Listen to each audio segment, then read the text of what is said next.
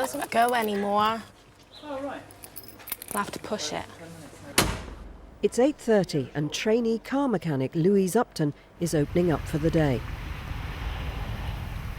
Louise uses life skills, literacy, numeracy and ICT to help her with her job, and later in the programme you can go online to develop these skills for yourself. Look out for the web address coming up. My role here is to generally repair any vehicle that comes in, help with MOTs, do any servicing. I also have to answer the telephone quite a lot, meet any customers that come in, help them with anything that they require. Yes, I've come to pay my bill. Oh, okay, come on through to the office. I do quite a bit of paperwork along with it. So I do all the invoicing and I take care of all the parts that we have delivered, and I also am responsible for ordering the parts. Thanks okay, so much. no problem. Okay, bye-bye. See you again. Okay, what I'm doing now is I'm just having a look through the diary to see what we've got booked in for today. I've got a full service booked in, and the full service also needs an MOT. Part of my job first thing in the morning is to organise all the parts for the next day, so that the parts are here ready for us to do the job first thing in the morning as soon as it comes in. I work for my parents, which can be difficult sometimes, but on the whole we get on really well. We do specialise in Porsches, which is good and it's really interesting to work on. But having said that, we work on all vehicles. We aren't fussy, new, old, whatever. I need to find a part for one of our Porsches that we have out in the yard. To do this, I go on an online site which has a database of all of the Porsche parts, and I can find the right number for the part that we need and ring them up and order it. What we're looking for today is a piece of trim, which is a rubber strip that goes along the side of a Porsche sill. I have to select the vehicle. The vehicle is a 911 Carrera 2, which is just here. And then we just flick through until we find the right picture here showing the part that we need.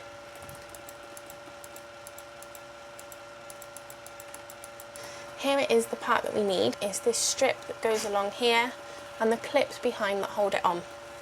So now I can select the numbers and it gives me the part numbers that I need to order. Now that I've found the part, I can ring through and make the order.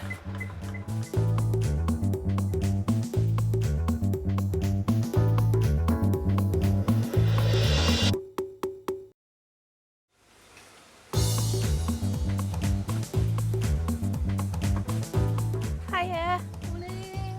You come for the service? Yes, service and MOT, please. Okay. I've left the certificate just on the side. Lovely, brilliant. At the moment I can't do MOTs because I'm not fully qualified and I haven't taken the test to become an MOT tester. So Brian's going to do the MOT and I will do the service. Okay. Brian needs an assistant for the MOT to help test all the lights and braking systems, which I will help him do. Okay, can you do the lights? Okay, switch your lights off. I think I've always had a general interest in the motor trade, obviously because I've been brought up in it.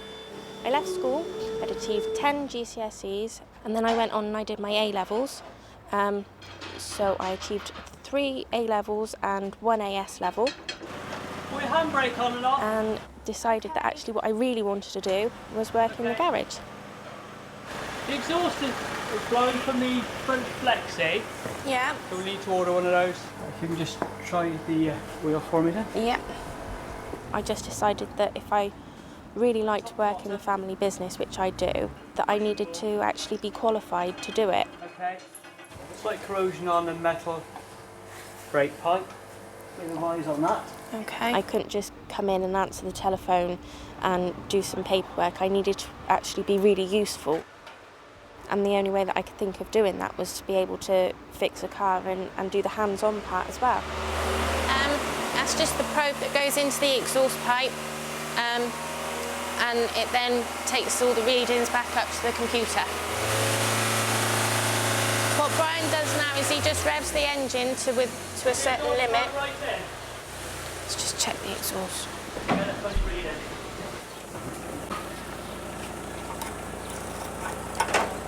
That's in as far as it'll go.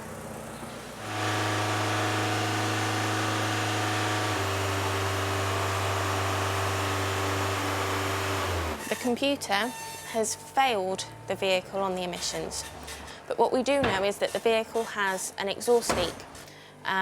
So we need to fix this problem before we can retest and pass the vehicle for its MOT.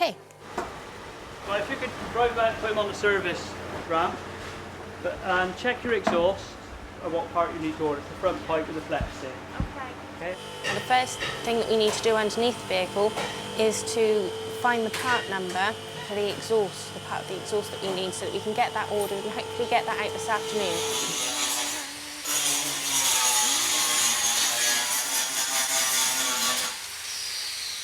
Okay. This is the part that we need to order. So what I'll do is I'll grab the catalogue and we can have a look through and find which part it is that we need. So this is our book that we use here. We keep it up here with all the other information books, catalogues that we use. They all contain quite a lot of data that we use every day. So we're looking for Rover 416.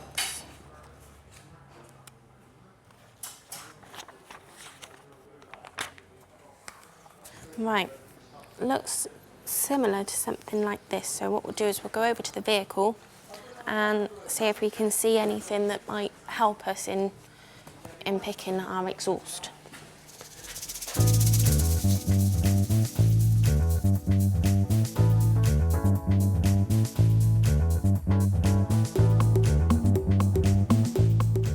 Okay, so I found the exhaust. Now we need to go and order it.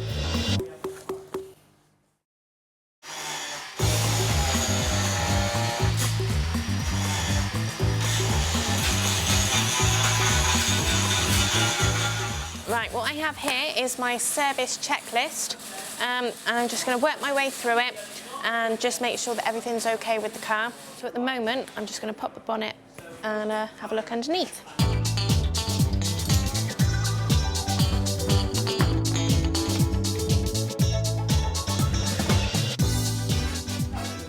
This is just a regular full service where we change all of the filters and the plugs, and we take the brakes apart as well.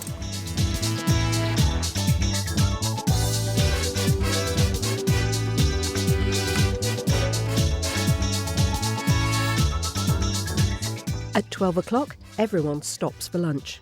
It's time for a sandwich and a chat about the jobs of the day. Turbo engine out, the top workshop. But in the motor trade, there's no time to sit back. Louise manages a quick cup of tea before the afternoon delivery arrives with the part she's been waiting for. There's one box for you today. Lovely. I think the best part about my job is meeting all the different people. Yeah, please. Okay. So what we're doing for the rest of the day? Busy? I love being able to speak to lots of people every day. So I'll carry on and drain the oil out and change the oil filter. The worst part about my job is you do get really, really dirty, and it takes ages to get clean when you get home. At the moment I'm still at college, where I do block release. So I go to college for a week and then I work in the workshop here for 6 weeks. No day is the same.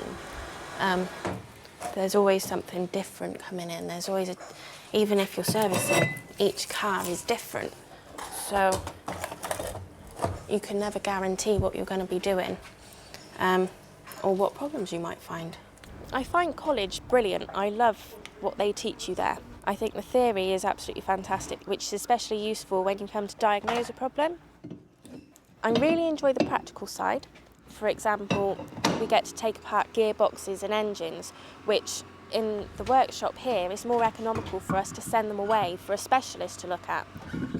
You then see exactly what's happening as you're changing gear or as the pistons are moving. What I do is I do these up by hand first of all, and then once it's on the floor, I then use a torque wrench and tighten them to the manufacturer's specification. Okay, now I need to torque up the wheels. So I need to find the manufacturer's specified setting, which I find in my auto data book, which, as you can see by the state of it, gets used loads. So if I find the vehicle, which I have here, Rover 416, just here it tells me that the wheel nuts need to be torqued to 110 Newton meters. Unfortunately, my torque wrench is in pounds per foot, so I need to convert the Newton meters into pounds per foot. So, okay, so 110 Newton meters, using the calculation, converts it to pounds per foot, which rounded up is 80 pounds per foot. I can now set my torque wrench to 80 pounds per foot.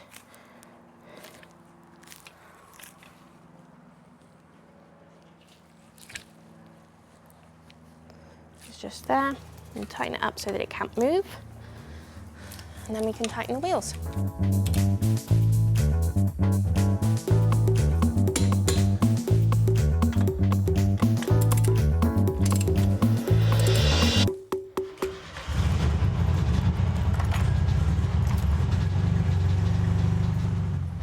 There you go. Thank you very much. Thank you. See you later. Cheers. We've got our new exhaust. Right, I'll get Josh to give me a hand and we can put it all back together.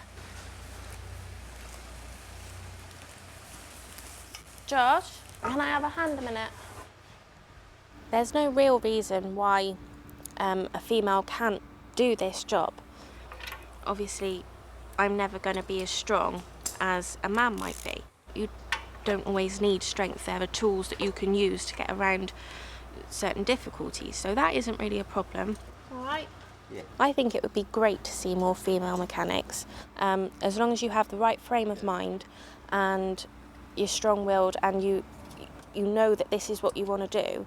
There's no reason why you won't get there. The service is now all finished. It's passed the MOT and it's ready to go back to the customer.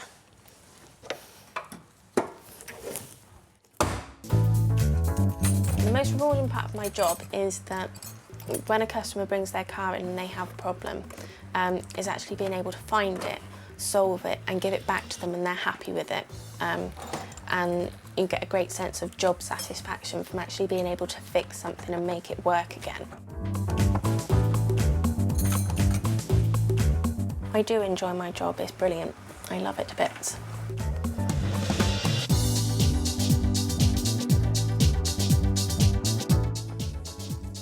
Okay, that's everything for the day. Close up the doors and I'm off home.